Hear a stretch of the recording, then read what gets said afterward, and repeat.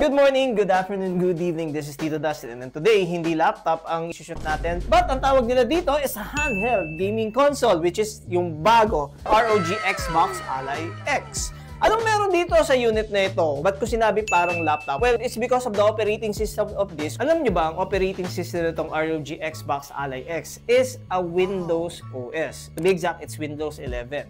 Kung ano yung ginagawa mo sa computer mo or sa mga laptop mo, pwede mo raw gawin dito. And yet, sobrang liit nito. And aside from that, meron din tayo dito yung old version niya. Iko-compare natin kung ano ba yung performance difference ng dating ROG Ally and the new ROG Xbox Ally X. Samahan nyo ako, tignan natin kung ano yung pros o cons dito sa unit na to, kung ano yung maganda at pangit dito ROG Xbox Ally X.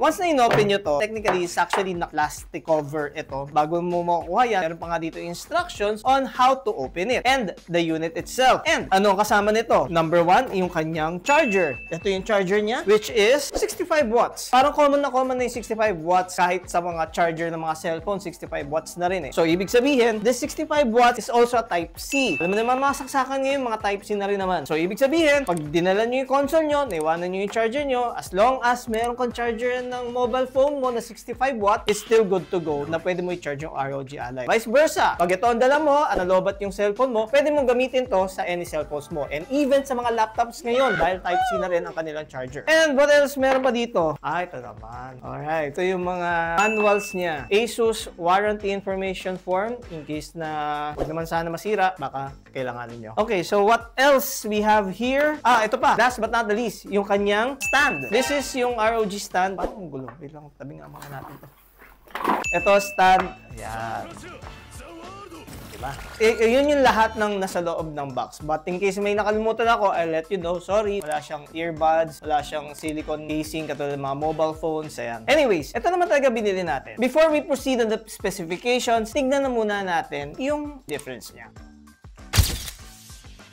So aside sa color, this is color white and this is color black. And by the way, this comes with two variants nga pala. It comes with the color white and the color black. Mas mataas yung specifications yung black variant, which is yung hawak natin. So meron din siyang color white na ganito yung itsura, pero mas mababa specifications nun. But let's do a comparison first about these two appearance. Number 1, mas malapad yung ROG Xbox Ally X compared sa ROG Ally. Even yung kanyang kapal, mas makapal yung bagong model, which is even sa kapal, mas makapal yung ROG Xbox Ally X compared do sa dating model. While the weight of this is only 720 grams, yung old version niya is only weighing 630 grams. And about the design, medyo parehas lang naman sila katulad nung dati. Meron pa rin yung ROG icon dun sa likod as their ventilation. That's the intake, and yung out pa rin niya is dito sa taas. And about ergonomic, no? Well, dito, yeah, it's fine. Minsan yung kamay ko, hindi talaga flat na ganito yung pag naglalaro. Minsan umaangat. That's why yung bagong model nila is this one. As you could see, meron na siyang parang design dito. Makikita mo tong design na to sa mga controller mismo ni Xbox, and ergonomically, mas maganda to, mas comfortable compared dito. So, hindi naman sa paninira, ASUS did a good job upgrading their handheld console na mas masarap na siyang hawakan. Kaya siya tinawag na ROG Xbox Ally X because this is powered by Xbox. May kita nyo naman, bukod dun sa pagiging ergonomic niya, meron mga nakasulat na ROG pati Xbox dyan. And by the way, every time na i-open nyo to, hindi siya yung normal na laptop or normal na computer na sa startup siya magsisimula, yung normal startup like this, yung normal startup. Ngayon, every time that you open this, diretso siya dun sa Xbox application niya. Ngayon, for me, parang, ano ba to? Ginagaya niya yung Steam Deck. Kasi yung Steam, di ba? Automatic, diretso sa Steam. So, ito naman, diretso sa Xbox. Social. Now, we're done with that. Let's talk about the port first, no? Dito kasi sa ROG Ally, no? We got here the power button, the volume, and the Type-C. Baka inisip nyo, ano kaya itong isang port na to? Lagi nyo nakikita sa ROG Ally. Ang kinakabit dito, that's what we call XG Mobile. Yung XG Mobile is a separate video card. Hindi naman ganun kataas ang video card ng ROG Ally, eh. Ngayon, kung gusto mo ng RTX 5070 or 4070, meron kang pwedeng bilhin na separate na XG Mobile na pwede mo ikabit dito and pwede mo ikabit sa monitor mo. And then, we also have an SD card. Parang naging issue to sa ROG Ally daw eh. Minsan gumagana, minsan hindi. And we have the audio combo jack. Now, for the ROG Xbox, ano ang pinagkaiba nila ngayon? We still have the power, we still have the audio combo jack, we still have the SD card and the volume, but the difference is dalawa na yung kanyang Type-C. Mas convenient yung dalawang Type-C kaysa sa isang Type-C. Now, about the controls, ganun din. Umiilaw din yung kanilang mga joystick dito. Pwede mo yung customize, pwedeng static, pwedeng rainbow, pwedeng walang color. There's still the ABXY controls. There's still the arrow keys here. Nandun pa rin yung armor crate button and then yung mga other 3 buttons niya. We have the left, right, B, and T. And then dito sa likod, meron pa rin mga buttons. They call it M1 and M2. Nadagdagan lang siya ng additional Xbox button to make the story short. Okay. About the specifications, itong hawak natin sa AMD Ryzen AI Z2 Extreme. Dati kasi 'di ba mga Z1, ngayon Z2 na. And the memory of this ROG Xbox is already 24 GB. Dati kasi parang around mga nasa 8 GB, 16 GB, but this one is already 24. And dati yung mga ROG Ally mga nasa 512. So ngayon, itong storage nito is 2 TB SSD. And yung video card nito is an AMD Radeon 890M graphics. Okay? So medyo hindi naman tayo masyado dito sa graphics card, but pare-pares lang naman ang specification ng ROG Xbox Ally X. So since this is a handheld gaming console, syempre susubukan natin to sa games, but before that, try na muna natin yung sounds ng game. Ito yung sounds ng ROG Ally. Malakas? Malakas naman. Okay. Sulo mo tayo, sir. Grabe ba story ng Expedition 33? Ito naman yung sounds ng ROG Xbox Ally X.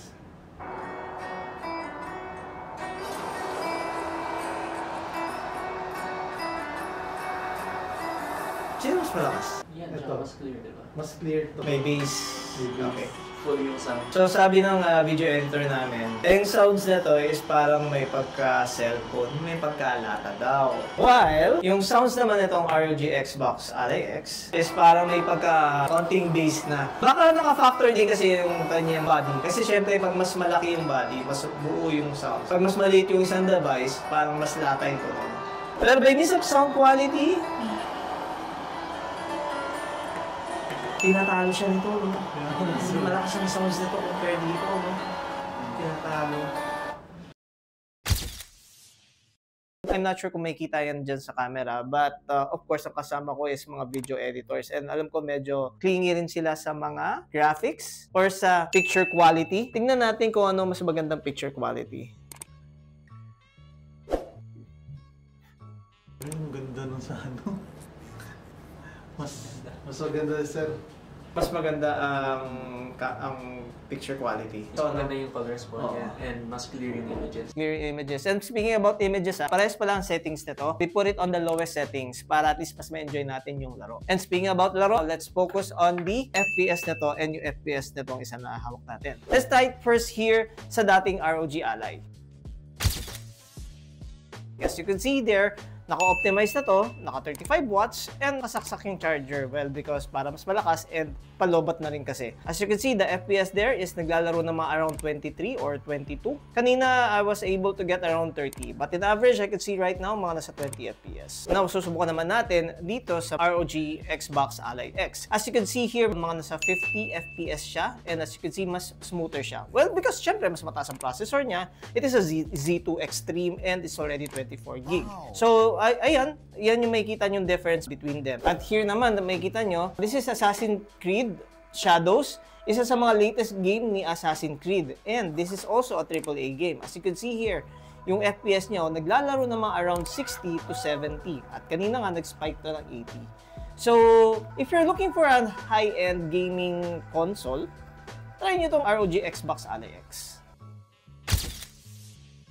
So it's still a huge jump, no? Dating ROG na nasa 20 FPS, but here, nasa around mga nasa 50 to 60 FPS. Don't get me wrong, hindi ko sinasabing mabagal tong dating ROG Ally nila. It's just that yung Expedition 33 is a AAA game. Pag mas maraming letter na A, mas mataas ang requirements na specifications. And about sa battery life, no, makikita nyo dyan na kahit mas mataas yung processor nitong ROG Xbox Ally X, mas mahaba pa rin battery duration niya compared dun sa dating ROG Ally. Probably because mas mataas ang mAh itong bagong ito compared dun sa dati. Pero kasi malaking convenience talaga kung ang handheld gaming console mo is longer battery life. Kaya mo nga binili to for portability. Hindi ka naman laging nakasaksak sa charger. And as you can also see there in the video, we also do a time-lapse. Na may kita nyo dyan na iniwan natin yung handheld sa Expedition 33 kasi we think na mas malakas yung mag-drain ng battery. And makikita nyo dyan, ang lakas talaga mag-drain ng ROG Ally compared dun sa ROG Xbox Ally X. Now, let's set aside na muna kasi hindi naman talaga ito yung sinushoot natin. Dito tayo ngayon nakafocus. And let's talk about the pros and the cons of this Xbox. Let's talk about cons muna. Well, of course, ang cons nitong ROG Xbox Ally X is mas bulky siya compared dun sa dati niyang version. Yung dati niyang version, mga nasa 630 grams lang eh. While this one is additional 90 grams. That is 720 grams. Probably another cons, baka ayaw nyo yung may ganito. Mas malaking casing ang kailangan mo dito. By means of portability, mas portable yung dati. Now, maraming nagtatanong ng question, can you do Microsoft Office here? Can you do Google Chrome here? Can you do YouTube? Ano yung ginagawa mo sa laptop mo o sa mga PC mo, pwede magawin dito? Yes, pwede. Siyempre, ang cons lang doon is mas maliit yung screen nito compared sa mga laptop. Screen size kasi nito is just only mga 7. So, yung total screen niya is 8-inch, pero yung talagang screen size is 7-inch. Talaga sinukat na talaga, hindi na. Normally kasi, pag ganyan, tinitingnan na lang sa internet, yung dimension, yung mga screen size, tayo talaga sinukat natin kung talaga bang sakto o hindi. Now, let's talk about the pros of this ROG Xbox Ally X. Kasi haba ng pangalan, pwede bang Xbox na, tawagin na natin Xbox. Number 1, mas marami siyang Type-C ports compared dun sa dati niya. Number 2, about the performance, yes, mas mataas. This is a Z2 Extreme compared dati na Z1 or Z1 Extreme. Memory, mas mataas ang memory nito. 24 gig na. Higher memory and higher storage. This is 1 tera. Kasi alam nyo, may mga ibang customer kasi na kinakabitan ng micro SD card dahil masyado maliit yung 512. Ilang games lang ang pwede mong lagay doon. Nag-upgrade sila ng 1 tera. Don't worry, hindi nyo na kailangan mag-upgrade dahil 1 tera na to. Pero pag nagkulang pa rin, meron siyang SD card port here. So, another pros, paano nakita nyo dito, yung kanyang pag-design mismo. It's ergonomic. Mas madali siyang hawakan, mas madaling maglaro dito compared sa dating Ally. Itong Xbox variant kasi, parang meron na siyang mga something here na mas ergonomic na siya. And napansin ko, mas mabilis uminit yung ROG Ally. Katulad nito na mas makapal ang ventilations, mas madali ang airflow. Alam ko, ang mga SRP nito is around mga nasa 57 if I'm not mistaken. Kasi yung dating Z1 Extreme, mga nasa around ano na lang at 30,000 to 40,000 eh. Sa mga sagyan, grabe no, ang inalok no, hindi sa Laptop Factory. Isama mo yun, gano'n. Pero, dito sa Laptop Factory dati, this one, no, nagbenta kami ng ganito. Flash out price. Brand new sealed yun, ha. Binenta natin to ng mga around 20 to 25,000. Wherein sa iba, binibenta pa rin ng mga 30 to 35 or something. Sa Laptop Factory, grabe, nung binenta namin to ng mga 20 to 25,000, ang daming bumili. Ang natira na nga lang yung display unit, which is literally this one, yung display unit ni Laptop Factory. This is yung mga SRP na 57,000. But don't worry, dahil dito sa Laptop Factory, hindi naman natin binibenta ng SRP. Binibenta natin, syempre, mas mababa sa SRP. So, i-comment na lang natin dyan or ipipaste namin sa Blue App kung magkano yung magiging presyo. Pero, I could definitely assure you, mas mababa tayo sa SRP. Tatalunin natin sila. Ganyan. Okay, so, I think nasabi ko na lahat dito sa handheld na to. Now, if I would rate this, kung gusto ko ba personally ito, so portability, napakaganda niya. Sino ba target customer nito? Siyempre, yung mga gamers. Ayan. And then, yung laging on the go. Pag may desktop ka sa bahay, siyempre, ang gagamitin mo yung desktop computer mo. Paano pag nasa labas ka? Anong gagamitin mo? Gaming laptop? Pwede naman. Pero ang gaming laptop, kailangan mo pa ng isaksak at kailangan mo ng lamesa. While this one, pwede mo gamitin kahit nasa couch ka, kahit isang lupalop ka ng mundo, kahit walang charger, kahit nakatayo ka, kahit nakaupo ka, kahit natutulog ka, pwede mo gamitin. Sana nakatulong itong pag-explain namin sa inyo tungkol dito sa Xbox Ally X. Available to sa Laptop Factory and on our branches nationwide.